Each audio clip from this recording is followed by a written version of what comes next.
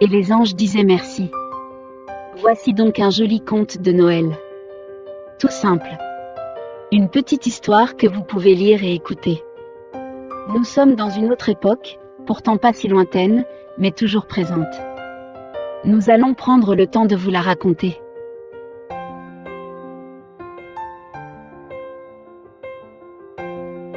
Dessine-moi un ange.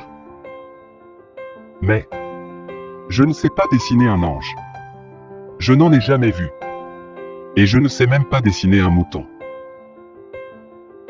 Alors si tu ne sais pas dessiner un mouton, dessine-moi un ange. Mais pourquoi? Parce que,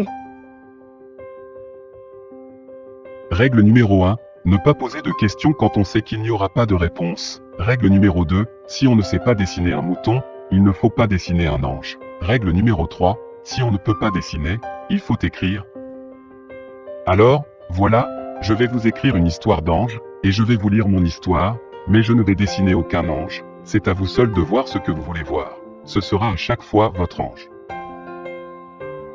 Bon, maintenant, je retourne à mes moutons.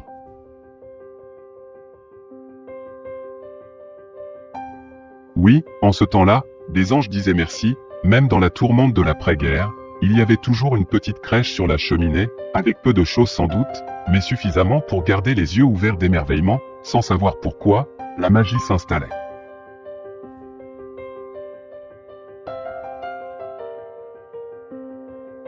Messe de minuit, une vraie, la nuit, dans une église totalement pleine.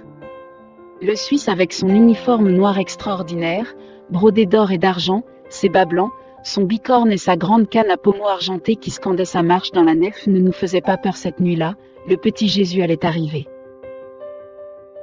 La veille, nous avions déjà rendu visite à la crèche de notre petite ville, dans l'église, derrière la maison, la neige commençait à tomber. Le berceau était encore vide. alors, pour faire venir le petit Jésus, nous mettions une petite pièce dans la fente du panier qu'un petit ange en céramique colorée portait sur ses genoux. Miracle! Une musique s'échappait alors derrière la statuette et l'ange hochait de la tête, de haut en bas, pour nous dire merci. Dehors, il va neiger, il neigeait toujours chez nous à Noël. Sur la vraie grotte où se cachait une étable, il y avait aussi de la neige?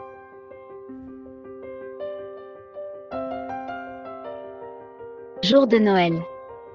Les 3 gamins, avec leurs petites jambes, partaient en famille faire ce que l'on appelait le tour des crèches. Le cœur y était, les cadeaux, fort simples à l'époque, nous rendaient heureux, y compris la fameuse orange de Noël, l'unique de toute l'année. Il fallait, bien évidemment, s'assurer d'abord que le petit enfant était arrivé dans la crèche de la grande église. Oui, il était là, il naissait d'ailleurs tous les ans. Pour remercier celui qui l'avait déposé, je ne sais pas qui, nous remettions une petite pièce dans le panier de l'ange souriant. Comme d'habitude, il dandinait son merci de sa frimousse auréolée, plus ou moins fortement selon la grosseur de la pièce. La charité se mesure souvent ainsi. La musique avait changé, c'était « Il est né le divin enfant », joué au bois, résonnait noisette. Plus tard seulement les vrais mots sont redevenus instruments de musique. Dehors, il neige un peu, il neigeait toujours chez nous à Noël. Sur la vraie grotte où se cachait une étable, il y avait aussi de la neige?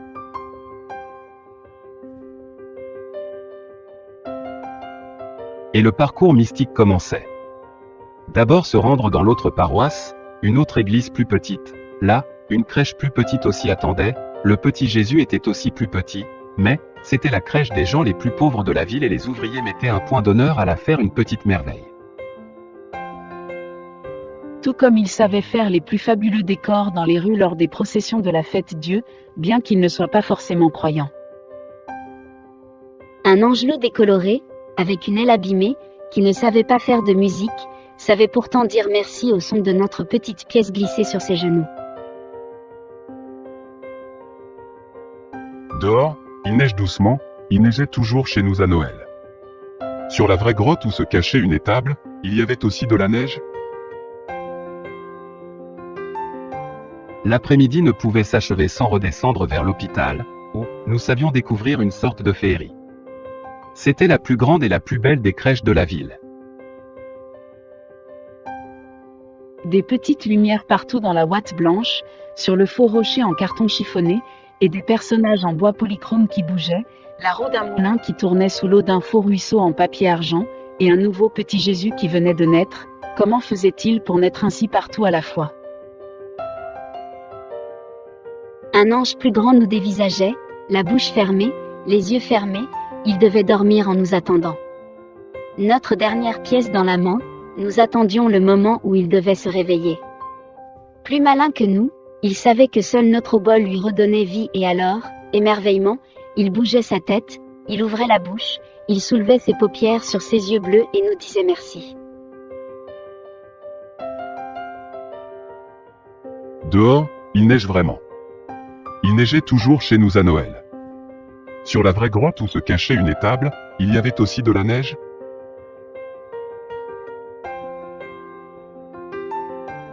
Avant le soir, avant la nuit, il faut rentrer à la maison où sur la cheminée la crèche s'est aussi animée, notre petit Jésus est là dans son petit berceau de paille. Un âne et un bœuf lui soufflent dessus pour le réchauffer. Des bergers sont arrivés avec leurs moutons, ils n'étaient pas là hier. Notre pauvre petite crèche est bien la plus belle de toutes, c'est certain, même s'il n'y a pas un ange à qui donner une offrande, car de toute façon, les trois enfants le savent bien, les anges, ce sont eux.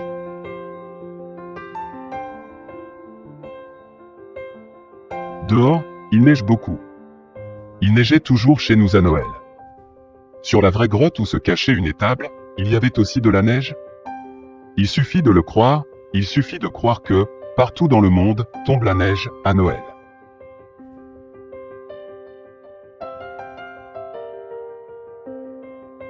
La poésie heureuse d'une crèche, quelle qu'elle soit, petite ou grandiose, pauvresse ou princière, ne doit pas faire oublier aussi les autres enfants des anges partout dans le monde, à qui l'on donnera, peut-être, du pain et un toit. Ils diront merci, simplement en hochant la tête, de haut en bas.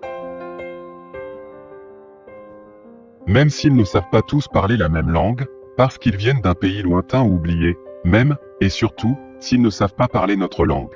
Car, un morceau de pain, un abri, une couverture, ne s'explique pas, ne se commande pas, il se donne, parce que. Un sourire, ou juste une orange, s'offre, se donne, tout simplement, puisque l'amour du regard d'un ange, vaut tout l'or, et les parfums d'Orient.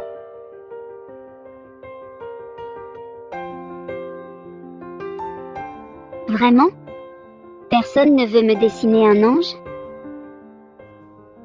Mais si, moi je veux bien. Je sais dessiner un mouton et je sais aussi dessiner un ange. Alors, dessine-moi 3 anges. 3 anges? Pourquoi 3? Parce que. Et c'est ainsi, qu'à minuit, en pyjama, avant d'aller me coucher pour dormir en paix sous les étoiles, j'ai dessiné mes 3 anges de Noël. Merci, 3 fois merci.